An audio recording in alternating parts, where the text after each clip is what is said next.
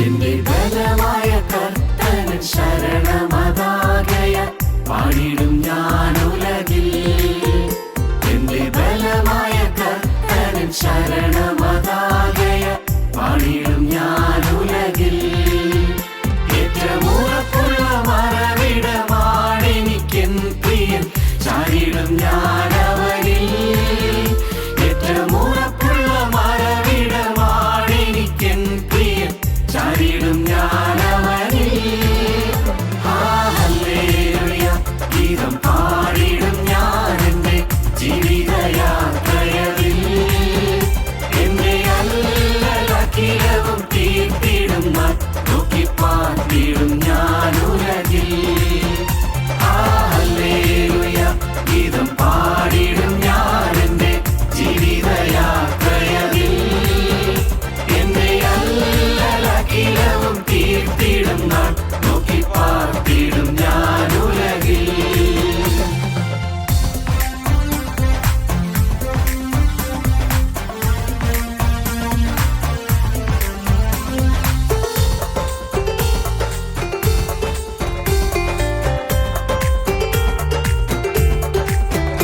ഉള്ളം കലങ്ങുന്ന നേരത്ത് പ്രിയൻ തൻ വാഗ്ദത്തം ഓർപ്പിച്ചുണർത്തുമെന്നേ. ഉള്ളം കലങ്ങുന്ന നേരത്ത് പ്രിയൻ തൻ വാഗ്ദത്തം ഓർപ്പിച്ചുണർത്തുമെന്നേ. ഉള്ളം കരത്തിൽ വരച്ചവനോർമ്മിക്കധീശൻ താൻ എന്നോടെ ആശ്വാസകൻ. ഉള്ളം കരത്തിൽ വരച്ചവനോർമ്മിക്കധീശൻ താൻ എന്നോടെ ആശ്വാസകൻ. ഹല്ലേലൂയ ഗീതം പാടിടും ഞാനെന്റെ ജീവിതയാത്രയിൽ. എന്നെ അല്ലലഖിലവും തീർത്തിടും നാൾ നോക്കിപ്പാർത്തിടും ഞാനുലകിൽ.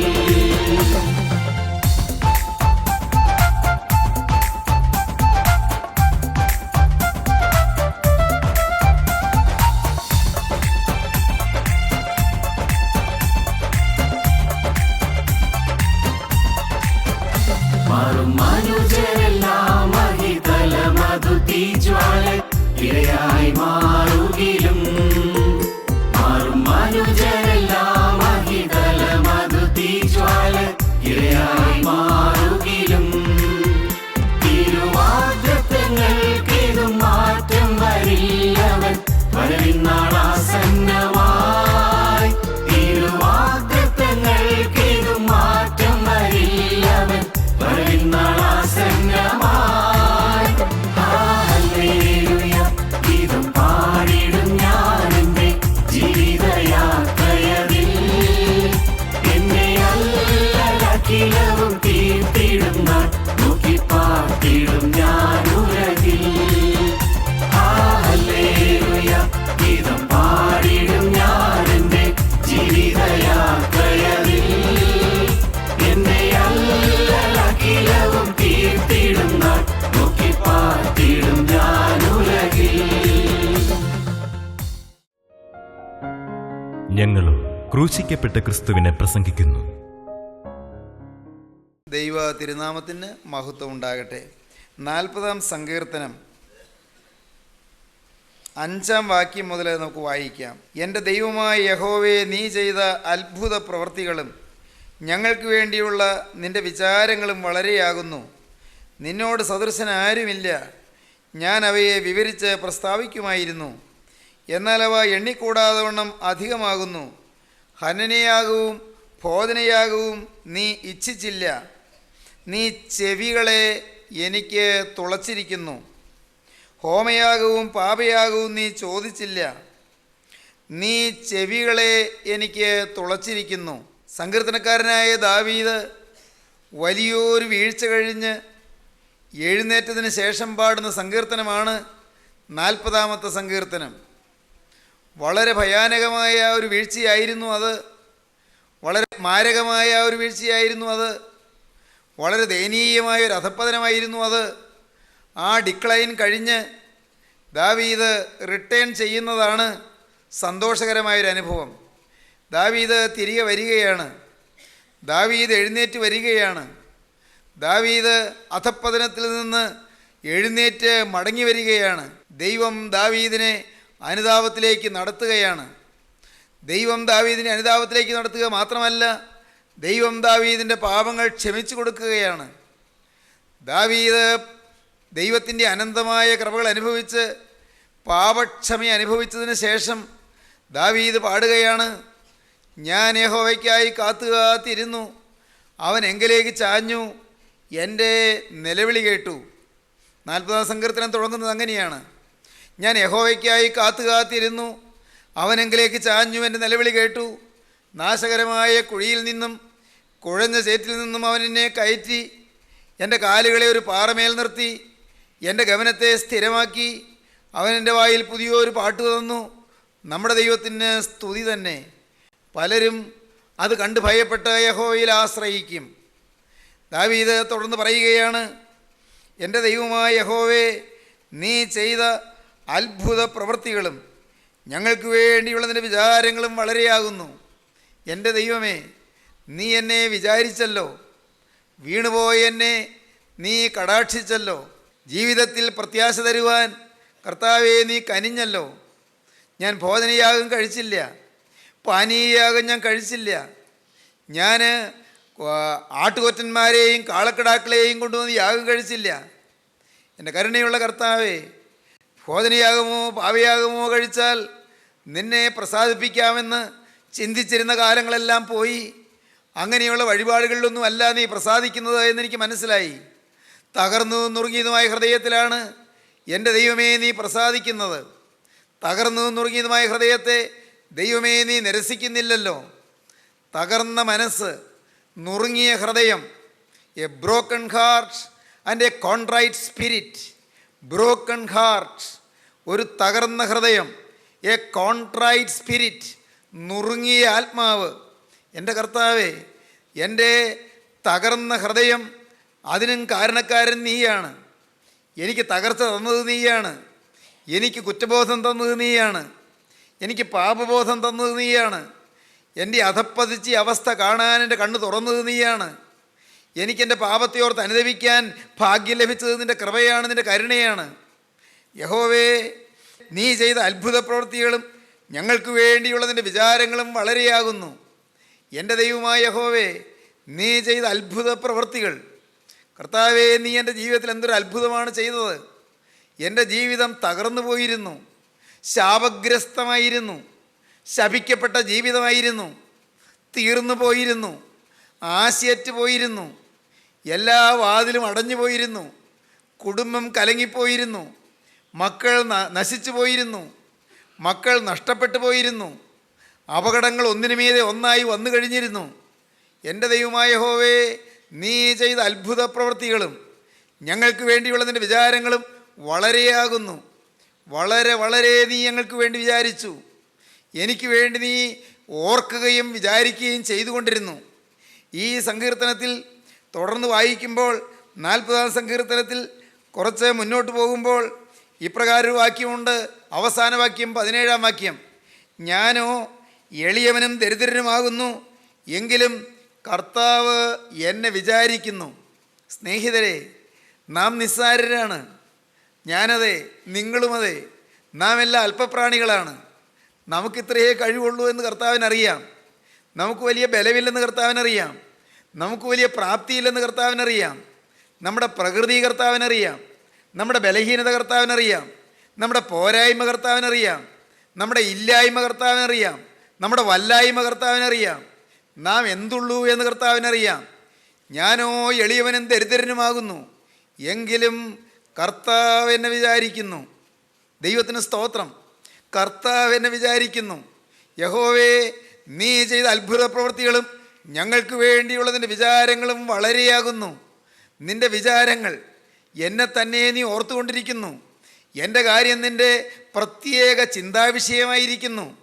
ഈ പാവപ്പെട്ട ദാവീദ്, എൻ്റെ ദൈവമേ, ആടുകളെ നോക്കി മലഞ്ചെരുവിലൂടെ ആടുകൾ പിറകെ നടന്ന വെറും കേവലം ആട്ടിടയനായ ഈ സാധു മനുഷ്യൻ, നീ എന്നെ ഓർത്തത് കൊണ്ടല്ലേ ഞാൻ ഈ കൊട്ടാരത്തിലെത്തിയത്.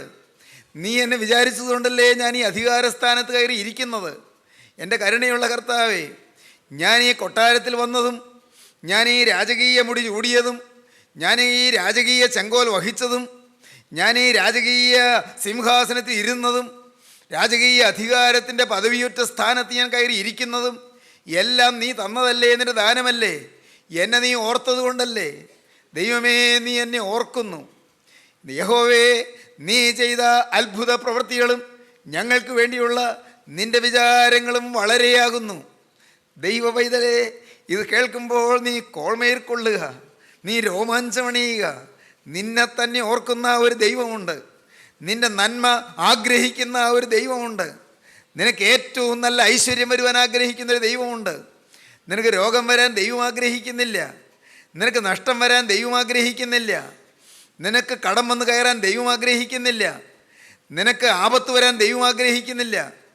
പിന്നെ എന്താണ് എനിക്ക് ആപത്ത് വന്നത് നിങ്ങൾ ചോദിക്കും, പിന്നെ എന്താണ് എനിക്ക് നഷ്ടം വന്നത് നിങ്ങൾ ചോദിക്കും.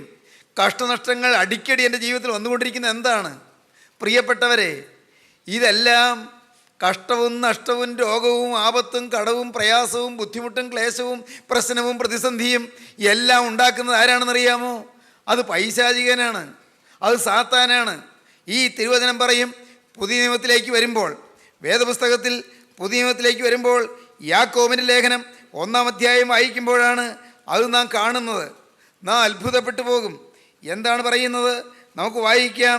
1-ാം അധ്യായം 12-ാം വാക്യം മുതൽ. പരീക്ഷ സഹിക്കുന്ന മനുഷ്യൻ ഭാഗ്യവാൻ, അവൻ കൊള്ളാകുന്നവനായി തെളിഞ്ഞ ശേഷം കർത്താവ് തന്നെ സ്നേഹിക്കുന്നവർക്ക് വാഗ്ദത്തം ചെയ്ത ജീവകിരീടം പ്രാപിക്കും. പരീക്ഷിക്കപ്പെടുമ്പോൾ ഞാൻ ദൈവത്താൽ പരീക്ഷിക്കപ്പെടുന്നു എന്ന് ആരും പറയരുത്. ദൈവം ദോഷങ്ങളാൽ പരീക്ഷിക്കപ്പെടാത്തവനാകുന്നു, താൻ ആരെയും പരീക്ഷിക്കുന്നതുമില്ല. ഓരോരുത്തൻ പരീക്ഷിക്കപ്പെടുന്നത് സ്വന്തം മോഹത്താൽ ആകർഷിച്ച് വശീകരിക്കപ്പെടുകയാലാകുന്നു. ദൈവം ആരെയും പരീക്ഷിക്കുന്നില്ല. ഓരോരുത്തൻ പരീക്ഷിക്കപ്പെടുന്നത് സ്വന്തം മോഹത്താൽ ആകർഷിച്ച് വശീകരിക്കപ്പെടുകയാലാകുന്നു. മോഹം ഗർഭം ധരിച്ച് പാപത്തെ പ്രസവിക്കുന്നു, പാപം മുഴുത്തിട്ട് മരണത്തെ പെറുന്നു. ദൈവത്തിൻ്റെ വലിയ നാമം മഹത്വപ്പെടട്ടെ. പാപം മുഴുത്തിട്ട് മരണത്തെ പെറുന്നു. എൻ്റെ പ്രിയ സഹോദരന്മാരെ, വഞ്ചിക്കപ്പെട്ടു പോകരുത്, നിങ്ങൾക്ക് ചതിപറ്റി പോകരുത്. ദൈവം നിങ്ങളെ ഉപദ്രവിച്ചു നിങ്ങൾ ചിന്തിച്ചു പോകരുത്. ദൈവം നിങ്ങൾക്ക് നാശം വരുത്തിയെന്ന് നിങ്ങൾ ചിന്തിക്കരുത്. ഓരോരുത്തരും വരുന്ന പരീക്ഷയ്ക്ക് കാരണം, അവന് വരുന്ന കഷ്ടനഷ്ടങ്ങൾക്ക് കാരണം പൈശാചികനാണ്. അതിനെന്താണ് കാരണം? ഓരോരുത്തൻ പരീക്ഷിക്കപ്പെടുന്നത് സ്വന്തം മോഹത്താൽ ആകർഷിച്ച് വശീകരിക്കപ്പെടുകയാലാകുന്നു. മോഹം ഗർഭം ധരിച്ച് പാപത്തെ പ്രസവിക്കുന്നു, പാപം മുഴുത്തിട്ട് മരണത്തെ പെറുന്നു. പ്രിയപ്പെട്ടവരെ, മോഹം നമ്മിൽ അങ്കുരിക്കുന്നു. മോഹം നമ്മുടെ ഹൃദയത്തിൽ മുളയ്ക്കുന്നു. അരുതായികൾ നമ്മുടെ ഹൃദയത്തിൽ മുളയ്ക്കുന്നു. പലതരത്തിലുള്ളതായ ദുർമോഹങ്ങളും അത്യാഗ്രഹങ്ങളും നമ്മുടെ ഹൃദയത്തിൽ മുളയ്ക്കുന്നു. പുറമേ പ്രവൃത്തിയിലേക്ക് വരുന്നില്ലായിരിക്കാം, പുറമേ ദോഷമായ പ്രവൃത്തിയിലേക്ക് പോകുന്നില്ലായിരിക്കാം. നമ്മുടെ ഹൃദയത്തിൽ നാം ആസൂത്രണം ചെയ്യുന്ന പദ്ധതികൾ അത് പാപമയമാണ് എന്ന് മറ്റുള്ളവർ അറിഞ്ഞു എന്ന് വരികയില്ല. പക്ഷേ നമ്മുടെ ഹൃദയത്തിൻ്റെ അന്തരാളത്തിൽ മുകുളീകൃതമാകുന്നതായ പാപങ്ങൾ, നമ്മുടെ ഹൃദയത്തിൻ്റെ അകത്തലങ്ങളിൽ അവിടെ മൊട്ടിട്ട് വരുന്ന പാപങ്ങൾ, സഹോദരങ്ങളെ, ഈ പാപം മൂലം അത് മോഹം ഗർഭം ധരിച്ച് പാപത്തെ പ്രസവിക്കുന്നു. അത് മുഴുത്തിട്ടോ മരണത്തെ പെറുന്നു. പാപത്തിന് ശമ്പളമായ മരണം വരുന്നു. അങ്ങനെ പിശാചിന് അവകാശം വരുമ്പോൾ, പാപത്തിൻ്റെ ഉടമസ്ഥനായ പിശാച് ഓരോ മനുഷ്യനിലും അവകാശം പറഞ്ഞു വന്ന് അവൻ കെടുതികൾ വരുത്തുന്നു. അവൻ രക്ഷപ്പെടുന്നതിന് മുൻപ് അവനെ നശിപ്പിക്കാനാണ് പിശാചിൻ്റെ ഉദ്യമം. അവൻ സൗഭാഗ്യത്തിലേക്ക് എത്തുന്നതിന് മുൻപ് അവനെ നശിപ്പിച്ച് കളയുവാൻ, അവനെ തൂത്ത് തുടച്ച് കളയുവാൻ, അവനെ നിർമ്മാർജ്ജനം ചെയ്യുവാൻ, അവനെ ഉന്മൂലമാക്കുവാൻ പിശാച് പരിശ്രമിക്കുകയാണ്. പിശാചാണ് ഉപദ്രവം ചെയ്യുന്നത്. എന്നാൽ ദൈവം എന്ത് ചെയ്യുന്നു? നാം ദൈവത്തെ വിളിക്കുമ്പോൾ, നാം ദൈവസന്നിധിയിൽ താഴുമ്പോൾ, നാം ദൈവസന്നിധിയിൽ ആശ്രയിക്കുമ്പോൾ ദൈവം എന്തു ചെയ്യുന്നു? നാം ദൈവത്തെ സ്നേഹിക്കുന്നവരാകുവാൻ നമ്മോട് ആവശ്യപ്പെടുന്നു. പാപത്തെ വെറുത്താലേ ദൈവത്തെ സ്നേഹിക്കാൻ പറ്റൂ. പാപത്തെ വെറുത്ത് പാപത്തെ ഉപേക്ഷിച്ച് നാം ദൈവത്തെ സ്നേഹിക്കുന്നവരാകുമ്പോൾ ദൈവത്തിൻ്റെ വാഗ്ദത്തം നമ്മിൽ നിറവേറും. എന്താണ് വാഗ്ദത്തം? ദൈവത്തെ സ്നേഹിക്കുന്നവർക്ക്, നിർണയപ്രകാരം വിളിക്കപ്പെട്ടവർക്ക് തന്നെ സകലവും നന്മയ്ക്കായി കൂടി വ്യാപരിക്കുന്നു. ദൈവത്തിന് സ്തോത്രം. ഈ വന്ന കഷ്ടനഷ്ടങ്ങൾ നന്മയ്ക്കായി തീരും, ഉപദ്രവങ്ങൾ നന്മയ്ക്കായി തീരും, പ്രതിസന്ധികൾ നന്മയ്ക്കായി തീരും, എതിർപ്പുകൾ നന്മയ്ക്കായി തീരും, ആക്രമണങ്ങൾ നന്മയ്ക്കായി തീരും, രോഗം നന്മയ്ക്കായി തീരും, ആത്യന്തിക നന്മയ്ക്കായി മാറും, കടം നന്മയ്ക്കായി മാറും. പ്രിയപ്പെട്ടവരെ, കടം വരുന്നു, അതെങ്ങനെയാണ് നന്മയ്ക്കാകുന്നത്? സഹോദരങ്ങളെ, നാം നമ്മെ തന്നെ കാണാനിടയാകും, നാം ദൈവത്തെ വിളിക്കാനിടയാകും, ദൈവസന്നിധിയിൽ നാം കരയാനിടയാകും, നമ്മുടെ പാപത്തെ ഓർത്ത് അനുദപിക്കാനിടയാകും. അപ്പോൾ നമുക്ക് നിത്യജീവൻ്റെ അവകാശം കിട്ടും. ഈ താൽക്കാലിക ജീവിതം കഴിഞ്ഞ് നിത്യജീവൻ്റെ സ്വർഗീയ അവകാശത്തിലേക്ക് പ്രവേശിക്കുവാനുള്ള പദവി കിട്ടും. സാധാരണഗതിയിൽ എളുപ്പമല്ലാത്തതും അത്യന്തം പ്രയാസമുള്ളതുമായ നിത്യജീവൻ്റെ അത്ഭുതകരമായ പരമോന്നത പദവി നമുക്ക് സംപ്രാപ്തമാകും.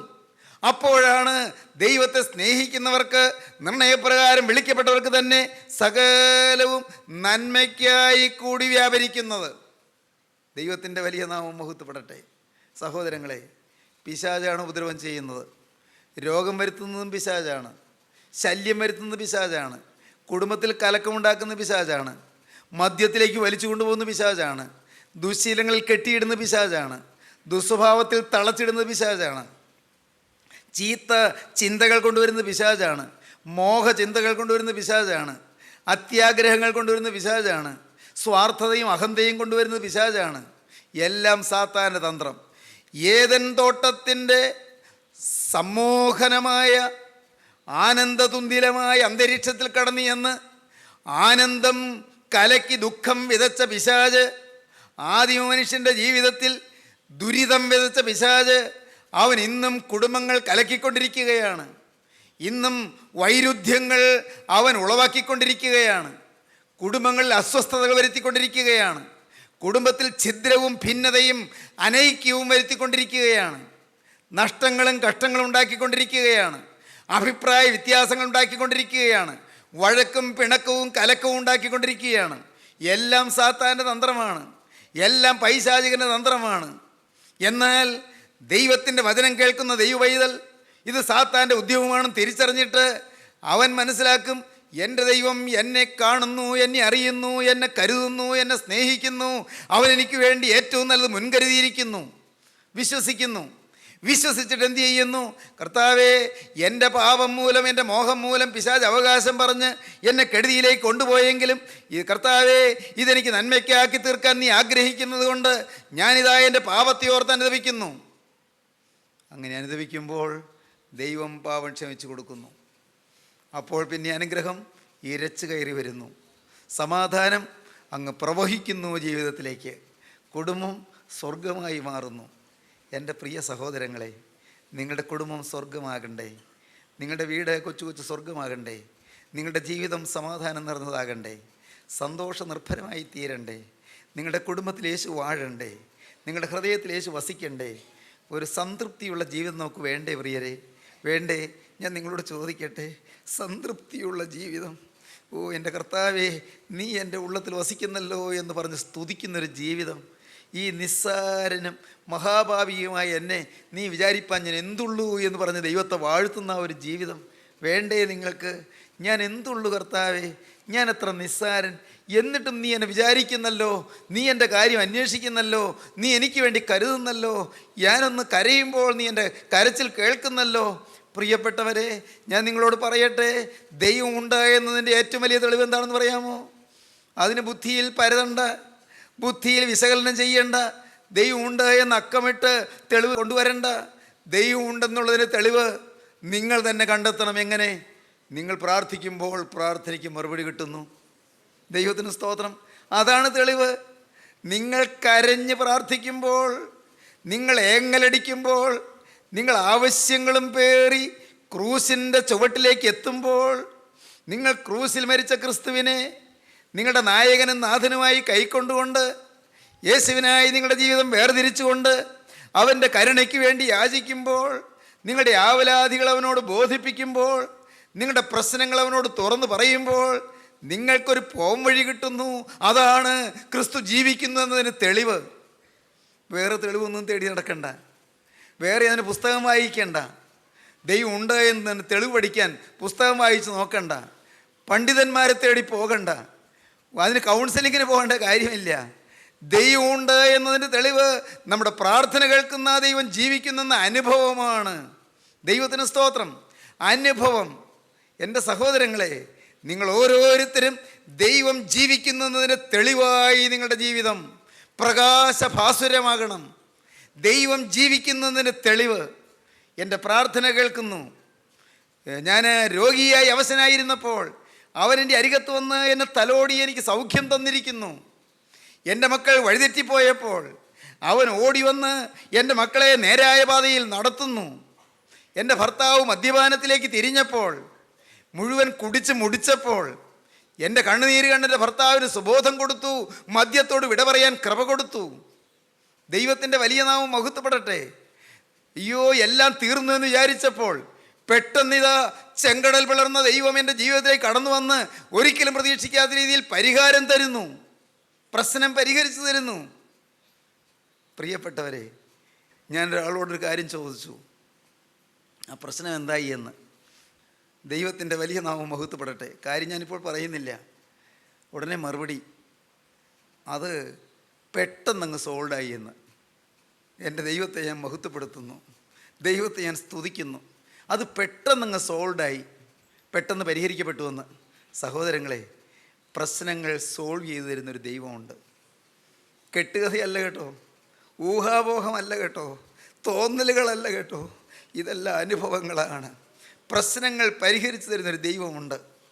യാതനകൾക്ക് മറുപടി തരുന്നൊരു ദൈവമുണ്ട്. കണ്ണുനീര് മാനിക്കുന്നൊരു ദൈവമുണ്ട്.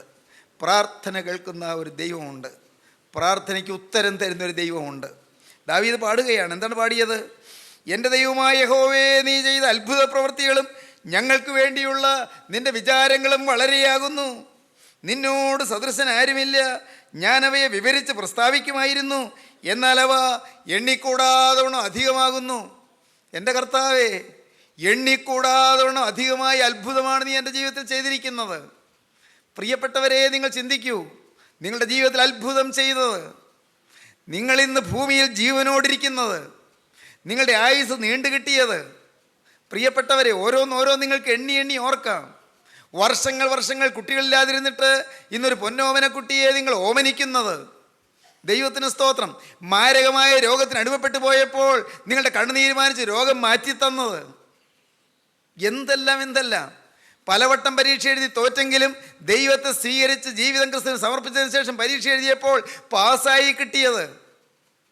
അനേകം പടിവാതിൽ തോറും നടന്ന് ജോലിക്ക് വേണ്ടി അപേക്ഷിച്ചിട്ടും ജോലി കിട്ടാതെ വലഞ്ഞപ്പോൾ അപ്പോഴുണ്ട് സ്വർഗത്തിലെ ദൈവം വന്ന് ഒരു തൊഴിലിങ്ങോട്ട് കൊണ്ടുവന്ന് തന്നത്. എല്ലാറ്റിൻ്റെയും പിന്നിൽ സർവ്വവല്ലഭനായ യേശുവിൻ്റെ കരങ്ങൾ. മൂന്നാണികളിൽ തൂങ്ങിയ കർത്താവായ യേശുവിൻ്റെ ആണിപ്പാടുള്ള കരങ്ങൾ. മകനെ, നിന്നെ പിടിക്കുകയായിരുന്നു, മകളെ, നിന്നെ തലോടുകയായിരുന്നു. ആ കരങ്ങൾ നിൻ്റെ ഭുജത്തിൽ പിടിച്ച് നിന്നെ നടത്തുകയായിരുന്നു. തിരിഞ്ഞു നോക്കൂ, സ്തുതിക്കാൻ വകയില്ലേ? തിരിഞ്ഞു നോക്കൂ, നിന്റെ ജീവിതത്തിലേക്ക് നീ തിരിഞ്ഞു നോക്കൂ, ഓർത്തു നോക്കൂ. എണ്ണി സ്തുതിക്കാൻ വകയുണ്ട്. എണ്ണി സ്തുതിക്കാൻ. എണ്ണിയാൽ തീരുകയില്ല. ദാവീദ് പറഞ്ഞു. എന്താണ് പറഞ്ഞത്? ഞങ്ങൾക്ക് വേണ്ടിയുള്ളതിന് വിചാരങ്ങൾ വളരെയാകുന്നു. എൻ്റെ ദൈവമായ യഹോവേ, നീ ചെയ്ത അത്ഭുത പ്രവൃത്തികളും ഞങ്ങൾക്ക് വേണ്ടിയുള്ളതിൻ്റെ വിചാരങ്ങളും വളരെയാകുന്നു. നിന്നോട് സദൃശൻ ആരുമില്ല. ഞാനവയെ വിവരിച്ച് പ്രസ്താവിക്കുമായിരുന്നു, എന്നാൽ അവ എണ്ണിക്കൂടാതവണ്ണം അധികമാകുന്നു. അസംഖ്യം അനുഗ്രഹങ്ങൾ എനിക്ക് നീ തന്നു. അർഹിക്കാത്ത നന്മകൾ നീ എനിക്ക് തന്നു. അയോഗ്യനായ എന്നെ നീ യോഗ്യനായി പരിഗണിച്ചു. എന്നെ യോഗ്യനായി നീ കണക്കാക്കി. യോഗ്യനായതുകൊണ്ടല്ല, നീ പരിഗണിച്ചത് കൊണ്ട്. നീ എന്നെ അങ്ങനെ നീ കൺസിഡർ ചെയ്തു. നീ എന്നെ അങ്ങനെ റെക്കൺ ചെയ്തു. എന്നെ നീ അങ്ങനെ പരിഗണിച്ചു. ഞാൻ യോഗ്യനായതുകൊണ്ടല്ല, കുറ്റവാളിയായ എന്നെ കുറ്റവിമുക്തനാക്കി നീ തീർത്തതുകൊണ്ട്, മഹാഭാവിയായ എന്നെ പാപം നീ കഴുകിത്തന്ന് തിരക്തത്തിൻ്റെ മുദ്ര അണിയിച്ചത് കൊണ്ട്, ചങ്ക് തുറന്നൊഴുകിയ കുറ്റമില്ലാത്ത രക്തം ഒരു തുള്ളി എൻ്റെ നെറ്റിയിൽ പതിക്കാൻ നിനക്ക് തിരുമനസ്സായതുകൊണ്ട്, കർത്താവേ, നിൻ്റെ ജീവൻ്റെ ആത്മാവിനെ ഈ പാപിയായ മനുഷ്യൻ്റെ ശിരസിലേക്ക് പകരാൻ നിനക്ക് തിരുമനസ്സായതുകൊണ്ട്, വിശുദ്ധിയുടെ ആത്മാവിനെ എൻ്റെ മേൽ അയക്കാൻ, എൻ്റെ മേൽ ഊതാൻ നിനക്ക് കരുണ തോന്നിയതുകൊണ്ട്, ദൈവമേ, ഞാൻ എങ്ങനെ വർണ്ണിക്കേണ്ടു? എൻ്റെ വർണ്ണനയ്ക്ക് അതീതനാണ് നീ. എൻ്റെ ദൈവമായ യഹോവേ, നീ ചെയ്ത അത്ഭുത പ്രവൃത്തികളും ഞങ്ങൾക്ക് വേണ്ടിയുള്ളതിൻ്റെ വിചാരങ്ങളും വളരെയാകുന്നു. നിന്നോട് സദൃശൻ ആരുമില്ല. ഞാനവയെ വിവരിച്ച് പ്രസ്താവിക്കുമായിരുന്നു, എന്നാൽ അവ എണ്ണിക്കൂടാതെ അധികമാകുന്നു. ദൈവമക്കളെ, നിങ്ങൾക്ക് സ്തുതിക്കാൻ വകയില്ലേ? ആനന്ദത്തോടെ, ആർപ്പോടെ, ആഘോഷത്തോടെ, ആരവാരത്തോടെ വാഴ്ത്തിപ്പാടാൻ നിങ്ങൾക്ക് വിഷയങ്ങളില്ലേ? ദൈവം ചെയ്ത നന്മകൾ ഓർക്കാനില്ലേ? ദാവീദ് ഒരിക്കൽ പാടി, ദൈവമേ, നീ എൻ്റെ ദൈവമാകുന്നു, ഞാൻ അധികാലത്തെ നിന്നെ അന്വേഷിക്കും.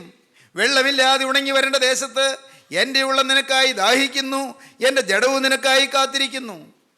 വേറൊരിക്കൽ ദാവീദ് പാടി, മാൻ നീർത്തോടുകളിലേക്ക് ചെല്ലുവാൻ കാക്ഷിക്കുന്നത് പോലെ ദൈവമേ, എൻ്റെ ആത്മാവ് നിന്നോട് ചേരുവാൻ കാക്ഷിക്കുന്നു. 42-ാം സങ്കീർത്തനം 1-ാം വാക്യം. ആദ്യം പറഞ്ഞത് 63-ാം സങ്കീർത്തനം 1-ാം വാക്യം. വീണ്ടും ദാവീദ് പറഞ്ഞു, എന്താണ് പറഞ്ഞത്? യഹോവ എനിക്ക് ചെയ്ത സകല ഉപകാരങ്ങൾക്ക് ഞാൻ അവനെന്ത് പകരം കൊടുക്കും. പിന്നൊരിക്കൽ ദാവീദ് പറഞ്ഞു, ദാവീദ് പറയുകയാണ്, എൻ മനമേ യഹോവയെ വാഴ്ത്തുക, എൻ്റെ സർവ്വാന്തരംഗവുമേ അവൻ്റെ വിശുദ്ധനാമത്തെ വാഴ്ത്തുക. എൻ മനമേ യഹോവയെ വാഴ്ത്തുക, അവൻ്റെ ഉപകാരങ്ങളൊന്നും മറക്കരുത്. അവൻ നിൻ്റെ അകൃത്യമൊക്കെയും മോചിക്കുന്നു, നിൻ്റെ സകല രോഗങ്ങളെയും സൗഖ്യമാക്കുന്നു. ദൈവജനമേ, ഇന്ന് ഈ വാക്കുകൾ നിങ്ങൾ കേട്ടുകൊണ്ടിരിക്കുമ്പോൾ നിങ്ങളുടെ ജീവിതത്തിൽ ദൈവം നിങ്ങളെ കരുതുന്നു നിങ്ങൾ വിശ്വസിക്കൂ. നിങ്ങളെ ദൈവം കാണുന്നെന്ന് വിശ്വസിക്കൂ. ക്രിസ്തു നിങ്ങളെ അറിഞ്ഞിരിക്കുന്നു. ക്രിസ്തു നിങ്ങളെ പേർ ചൊല്ലി വിളിച്ചിരിക്കുന്നു. ക്രിസ്തു തൻ്റെ കൈവെള്ളയിൽ നിങ്ങളെ താലോലിപ്പാൻ കൊതി കൊണ്ട് കൈനീട്ടി നിൽക്കുന്നു. മകനെ, ആ കരങ്ങളിലേക്ക് തന്നെ വെച്ചു കൊടുക്കൂ. മകളെ, ആണിപ്പാടുള്ള കരങ്ങളിലേക്ക് നിന്നെ വിട്ടുകൊടുക്കൂ. നിന്റെ ആവലാധികളും നിന്റെ ഭാരങ്ങളും നിന്റെ പ്രശ്നങ്ങളും എല്ലാം പേറിക്കൊണ്ടുവന്ന് അതെല്ലാം അവൻ്റെ പാദപീഠത്തിൽ അർപ്പണം ചെയ്തിട്ട് അവനെ നീ സ്തുതിക്കാൻ തുടങ്ങൂ.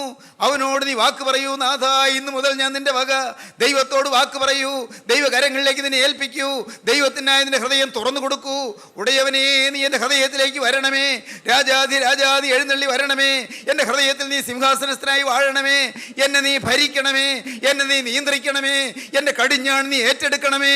എൻ്റെ ഭരണം നീ മുഖ്യമായും, എൻ്റെ ജീവിതത്തിൻ്റെ ഭരണം മുഖ്യമായും നീ ഏറ്റെടുക്കണമേ. എന്നെ നയിക്കണമേ, എന്നെ നടത്തണമേ. സമ്പൂർണ്ണ നിയന്ത്രണത്തിൻ്റെ കൈകളിലേക്ക് ഞാനിതാ തരുന്നു. എന്നോട് മനസ്സറിയണമേ.